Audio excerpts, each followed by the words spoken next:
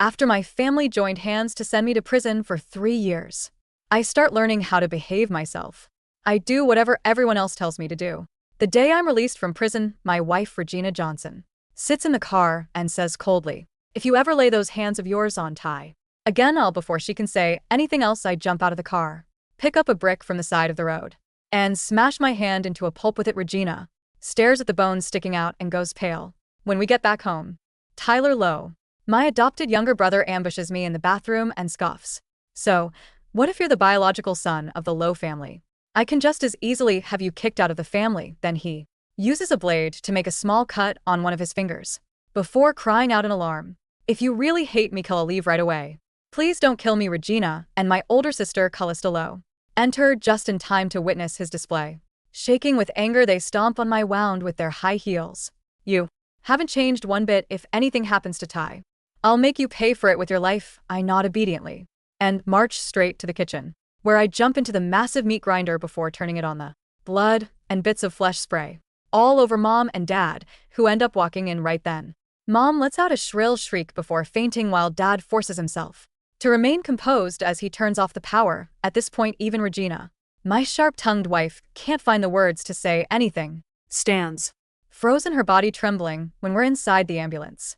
Tyler clings to Regina, quivering as he says, "This has nothing to do with me. He jumped into the machine himself. You have to believe me. It's almost impossible for me to stay conscious through the unbearable pain."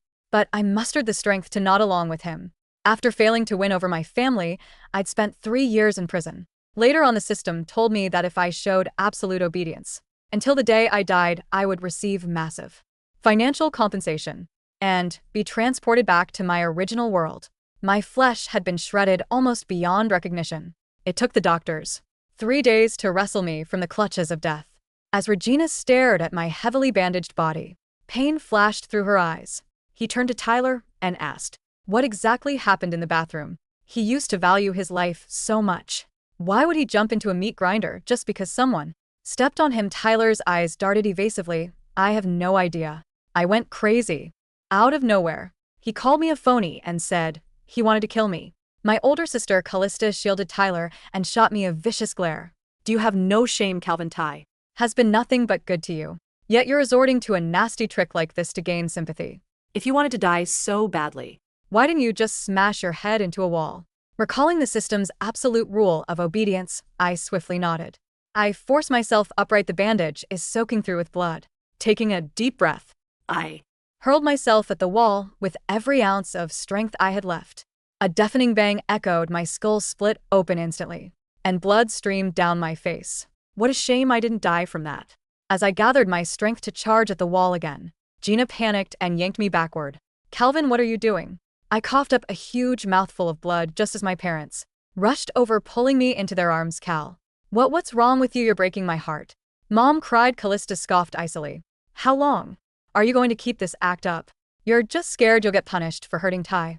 "That's enough, Callista." Dad cut her off with an enraged shout. "Calvin is covered in blood and his skull is shattered. Yet you're claiming he's just pretending." He turned his glare to Ty. "Explain the situation properly." Tyler burst into anguished sobs, deliberately exposing the small cut on his hand. "Don't be mad at Callie, Dad. It's all my fault. I framed Cal. I was jealous of him, so I falsely accused him. Just punish me instead." Everyone's expressions turned uneasy. Regina's grip around me loosened, inflicted look in her eyes before she pulled her hand away. "Calvin, it doesn't matter who's right or wrong anymore. All you have to do is apologize to Ty, and this matter is settled." I remembered Regina's warning the day I got out of prison. "If you ever lay a hand on Ty again, he meant she would cripple my hands. Since they insisted I had bullied him, I should show some sincerity." I painfully crawled toward the bedside table, grabbed the fruit knife, and plunged the blade straight into my wrist. Blood splattered everywhere. I viciously twisted the knife until a sickening crunch followed, sawing my own tendons apart. My body shuddered violently before crashing onto the floor. Blood splattered across Callista's high heels, making her scream and fall on her butt, while Tyler hid behind Mom, shaking. My parents frantically shouted for a doctor, throwing the entire room into chaos. But Regina was suddenly nowhere to be found. When I woke up again, Regina had returned with the surveillance footage from the villa, intending to cement my guilt. Instead, she presented the truth right in front of everyone. After seeing the footage, everyone fell silent.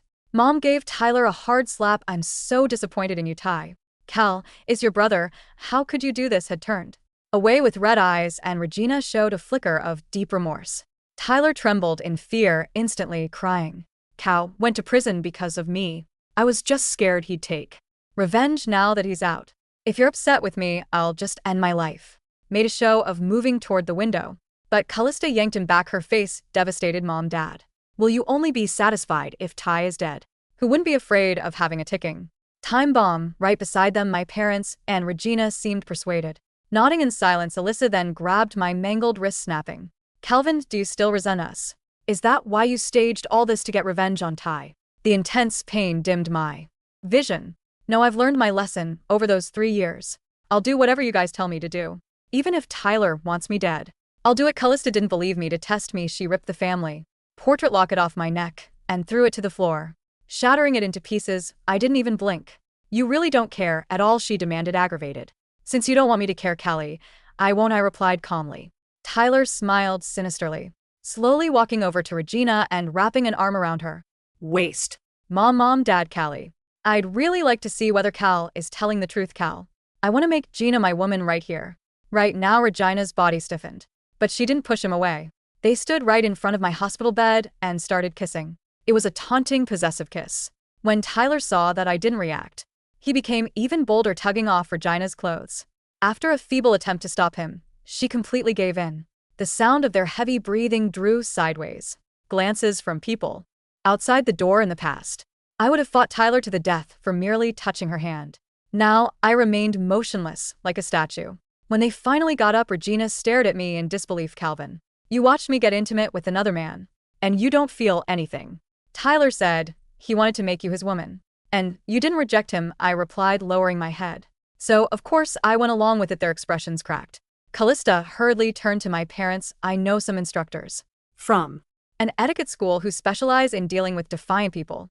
If he can endure their punishments, then we can feel at ease bringing him home." My parents hesitated, but Mom eventually said, "Cal, it's only a small test, just bear with it." I obediently nodded. Soon, 2 men dressed in black came in and pressed the tip of an electroshock baton against my throat. I didn't dodge. I leaned forward obligingly. Electricity shot through my veins like poison needles. My entire body convulsed, but I clenched my teeth and refused to let out a single scream. This pain was nothing compared to the hellish torment Tyler had arranged for me in prison. I was locked in the darkest cell and subjected to constant beatings. Back then, I resisted to survive. Now the system had promised me that if I remained obedient until death, I could return to my original world with a huge fortune. So I learned to submit. When the baton was pulled away, Tyler stared in disbelief. "Don't stop. I don't believe he's actually disobedient." The men handed me a bottle of sulfuric acid to drink. Everyone expected me to finally tear off my facade and rage. Instead, I flashed an eerie smile and parted my lips. Sulfuric acid slid down my throat, scorching me from the inside. My tongue instantly disintegrated, and my entire face melted into a bloody, burning mess. Blood poured from my mouth as my expression twisted grotesquely, and my consciousness slipped into blackness at last. When my parents saw me lying there with smoke rising from my body, they let out strangled sobs. Mom staggered to the bedside, staring at the charred wound on my throat. "Cal, why aren't you fighting back? Tell me what happened. I'll stand up for you." Why didn't she offer to do that when they sent me to prison 3 years ago? Regina came over as well, a deeply pained look in her eyes. "I'm sorry, Cal. Why did you behave so foolishly? From now on, I'll protect you. I won't let anyone hurt you again." I weakly shook my head, my voice slurred and barely coherent. "You won't? You guys were the ones who sent me to prison. Why would you protect me?" Those words felt like a slap to their faces. Callista, face pale, stubbornly declared, "Don't let him fool you. He's just having a pity party. He deliberately let them do this, so you'll feel guilty." "Shut up, Callista." Regina whipped around, her eyes red. "Can't you see the state he's in? They poured sulfuric acid down his throat. He almost died. He should have just died then." Callista screamed back, pointing her finger at me. "Look at him. It's completely insane. He's just acting." But the moment her gaze met Tyler's frightened expression, her eyes softened. "Don't be scared, Ty. I will never let you suffer any injustice." Tyler abruptly spoke up in a timid voice. "Mom, Dad, Callie, I think he has some kind of mental disorder. What if his show of obedience is just an act to make us let our guard down? A mental disorder. Callista's eyes lit up. That's right, he's mentally ill if he can be this ruthless to himself. Who knows how he'll hurt Ty once he gets the chance, Dad? Hesitated Cal. Your behavior seems abnormal. It's best if a doctor checks on you an hour later. 2 psychiatrists diagnosed me with severe schizophrenia, suggesting isolation for everyone's safety. Callista screamed sharply. Quick. Have him taken away right this minute. Apply for mandatory confinement. A troublemaker like you should just die. The word die was all my mind grabbed onto. Instinctively, I obeyed the command, noticing that one of the windows didn't have any safety bars. I climbed onto the window sill while Regina and Callista were busy arguing, and I jumped.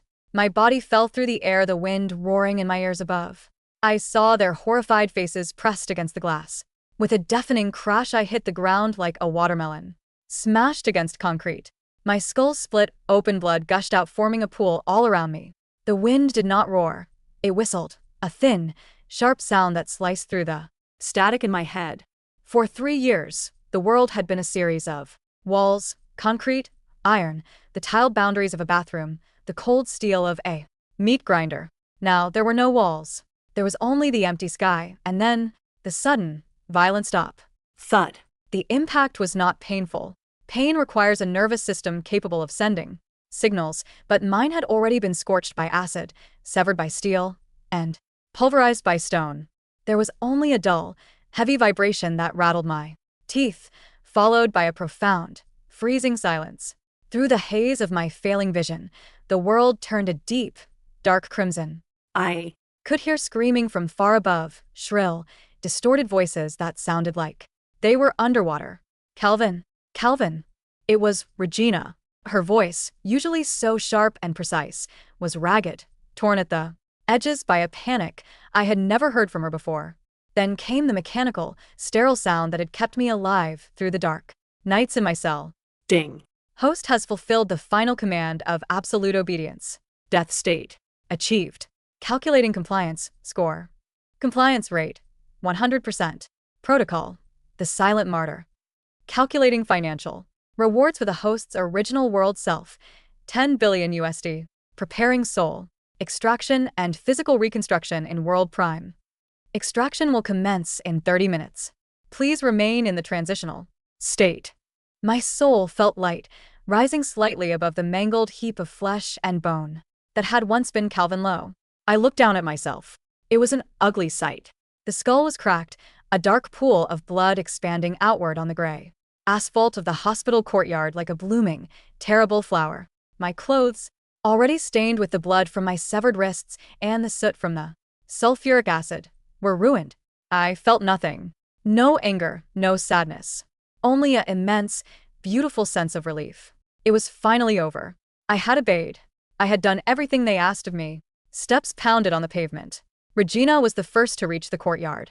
She tripped over the curb, her expensive leather shoes slipping on the wet asphalt, sending her sliding onto her knees. She didn't seem to care. She scrambled forward on all fours, her hands shaking so violently she could barely lift them. Calvin, no, no, no, she whispered, her voice cracking. She reached out, wanting to touch me, but her hands hovered over my ruined face, terrified that if she touched me, I would break even further. Wake up. Please, Calvin, stop this. I know you're angry. I know you're trying to punish me. Please just open your eyes. Behind her, my parents arrived. My mother took one look at the pool of blood and collapsed instantly, her head hitting the gravel as my father caught her, his face completely devoid of color. He looked like an old man suddenly, his shoulders hunched, his lips trembling as he stared at his biological son. Callista stood a few feet back, her hands pressed against her mouth. Her eyes, usually so fierce and arrogant, were wide with a terror that went straight to her bones. He actually did it, she muttered, her voice trembling. He wasn't acting. He wasn't trying to scare us, he really… Calvin! Regina finally screamed, throwing herself over my chest. The warmth of her tears fell onto my cold, pale neck, but they felt like ice. I didn't mean it. I didn't want you to die. I just wanted you to behave. I just wanted us to go back to how we were before. How we were before. Before, she was the woman who had promised to love me forever, only to stand by And watch as Tyler framed me for grand theft and attempted murder. Before, she Was the one who signed the papers to send me to a private, brutal prison where Tyler's paid thugs beat me every single night. She wanted me to behave. And I had.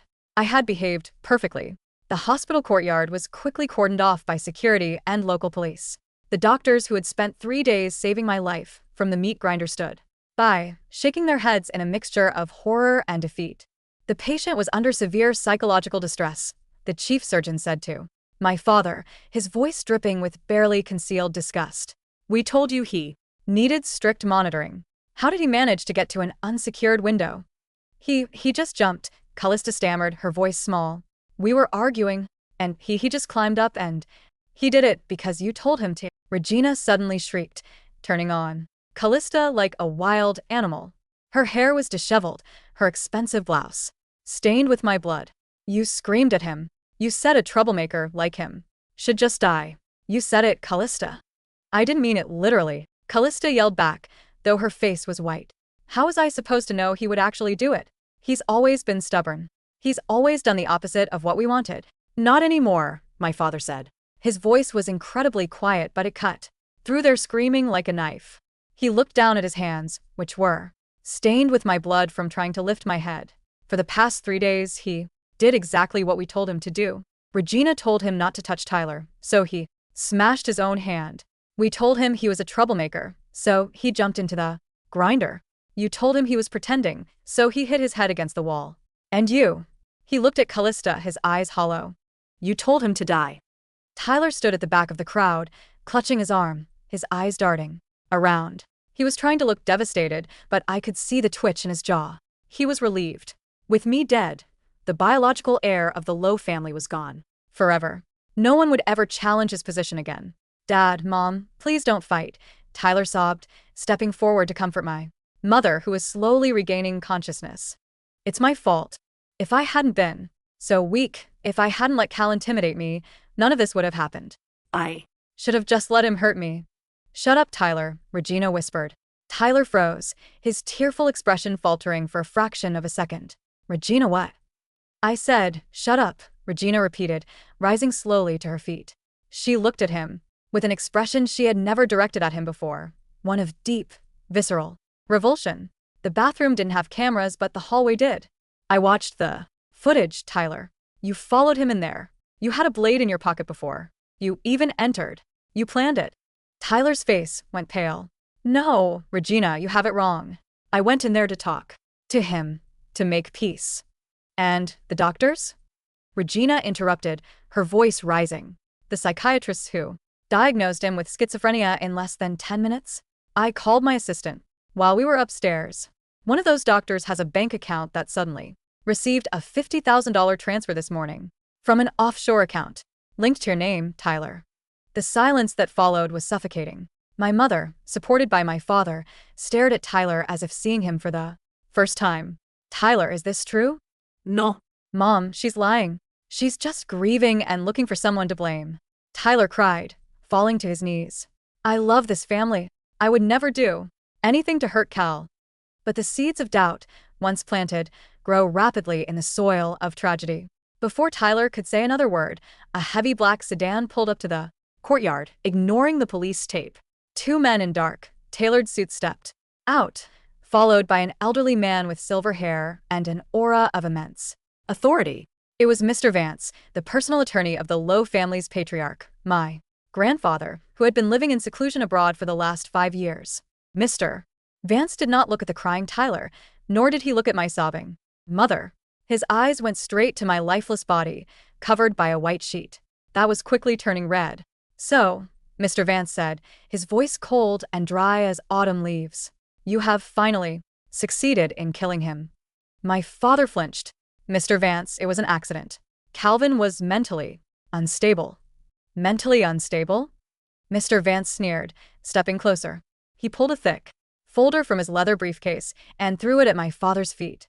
3 years ago, you sent him to prison for attempted murder of this foster child, Tyler. You refused to listen to his explanations. You refused to look at the evidence. Do you know what this is? My father slowly picked up the folder, his hands trembling as he opened it. Inside were medical reports, bank statements, and prison logs. Your grandfather never believed Calvin would do such a thing, Mr. Vance said, looking at the family with pure disdain. He spent the last 3 years quietly investigating.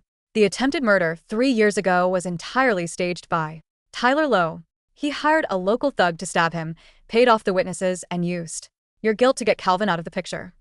And the prison? Regina asked, her voice barely a whisper. He said he was in a dark cell. He was, Mr. Vance replied, his voice hardening. Tyler paid the warden $10,000 a month to ensure Calvin was kept in solitary confinement and subjected to daily disciplinary actions. The warden has already been arrested. This morning, he sang like a canary to save his own skin. Regina sank to her knees again, her face completely blank. No, no, no. She remembered the day I was released. She had sat in the car, refusing to even look at me, telling me that if I ever laid a hand on Tyler again, she would make me regret being born. She remembered how I had simply nodded, jumped out, and smashed my own hand. He wasn't being dramatic. He was terrified. He was doing exactly what she wanted. So she wouldn't send him back to that hell. Calvin was innocent, Mr. Vance said, looking at my parents. And you, his biological parents, sent him to a slaughterhouse. You, his sister, treated him like garbage. And you, his wife, became his executioner. I didn't know. Callista cried, tears streaming down her face. Tyler told us. Tyler showed us the wounds. Because you wanted to believe Tyler, Regina screamed, suddenly lunging at Callista, grabbing her by her collar and shaking her. You always liked Tyler. Because he flattered you. You hated Calvin because he was honest and didn't kiss your feet. You killed him, Callista. You killed my husband. Me? You're his wife. Callista yelled back, trying to push her off. You're the one who slept with Tyler in his hospital room while he was lying there. Don't act like you're innocent. My father looked like he had been struck by lightning. He turned to Regina, his eyes wide. What did she just say? Regina froze, her face turning from red to a ghostly, mottled white. The shame, the guilt, and the horrific reality of what they had done began to tear the family apart right there in the blood-stained courtyard. And Tyler, realizing his game was entirely up, slowly began to back away toward the exit of the courtyard. But before he could take 3 steps, 2 police officers stepped into his path, handcuffs already drawn. Tyler Lowe, you are under arrest for conspiracy to commit murder, bribery, and severe physical abuse of Calvin Lowe, the officer said, pinning Tyler to the hood of a police car. Mom, Dad, help me. It's a mistake. Tyler screamed, his polite, timid facade completely shattering into ugly, desperate shrieks. They're lying. Cal is a freak. He did this to himself. He wanted to die, but my parents didn't even look at him. My mother was staring at my body, her eyes vacant, humming a lullaby she used to sing to me when I was a baby. She had completely lost her mind. My father sat on the ground, staring at the sky, his hands covered in his son's blood, looking like a corpse himself. Ding. Soul extraction complete. Initiating physical reconstruction in world. Prime. Host will now leave this world.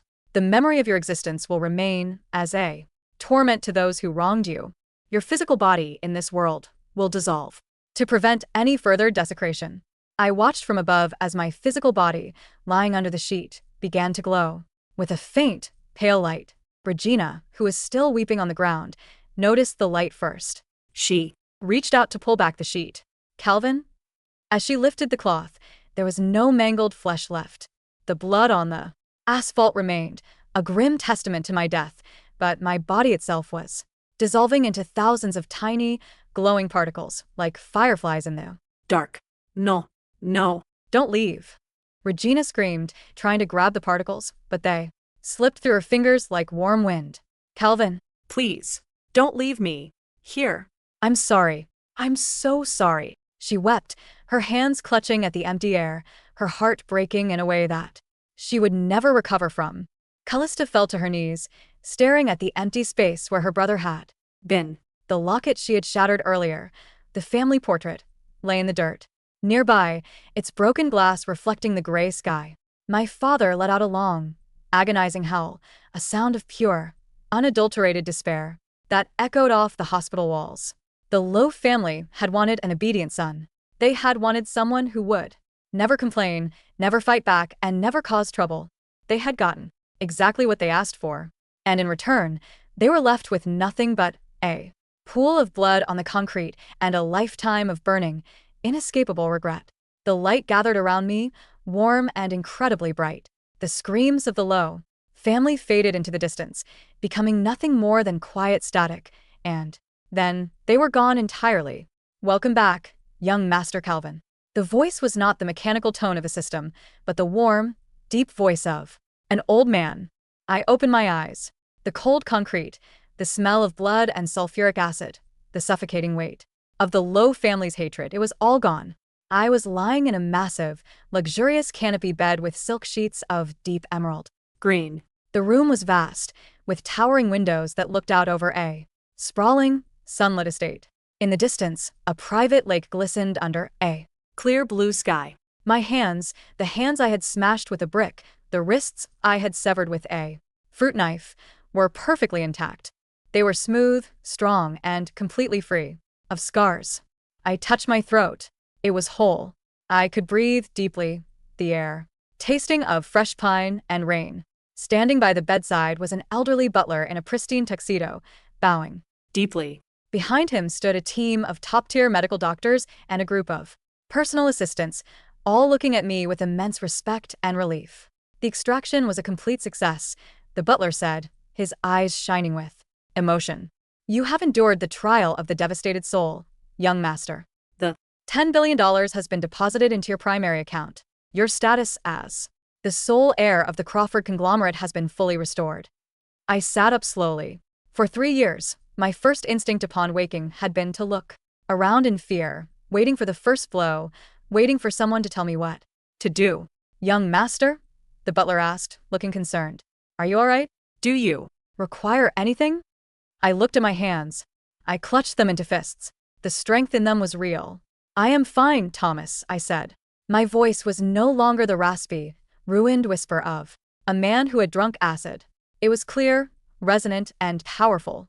The trial, it is completely over? I asked. Yes, sir, Thomas replied, handing me a tablet. The trial world was a simulated reality construct designed to test your mental fortitude and absolute discipline under extreme duress. The characters there, the Lowe family, your wife, Regina, were generated based on the worst aspects of human nature to push you to the absolute limit. You passed with a perfect score. You are now free. I looked at the tablet. It showed my bank balance. $10 billion. More than enough to buy the entire city the Lowe family lived in 10 times over. But more than the money, I felt a deep, profound sense of peace. The nightmare was over. The obedience training was finished. I no longer had to do what anyone told me to do. Thomas, I said, a small, genuine smile finally touching my lips. Yes, young master?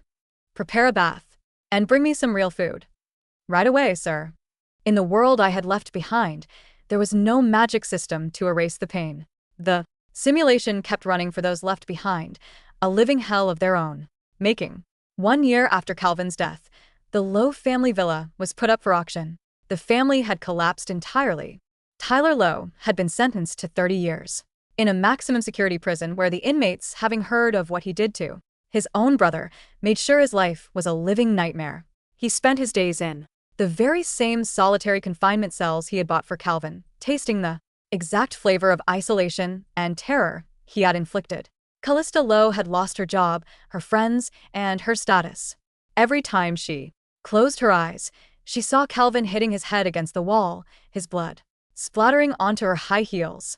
She became a recluse, unable to look at her own reflection in the mirror without seeing a murder.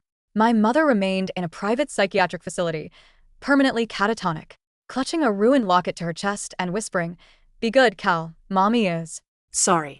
Please be good." My father had turned to alcohol to numb the pain, eventually losing the family business to hostile takeovers. He spent his days sitting in the empty, dusty kitchen, staring at the spot where the meat grinder used to be, his hands shaking so badly he could barely hold a glass.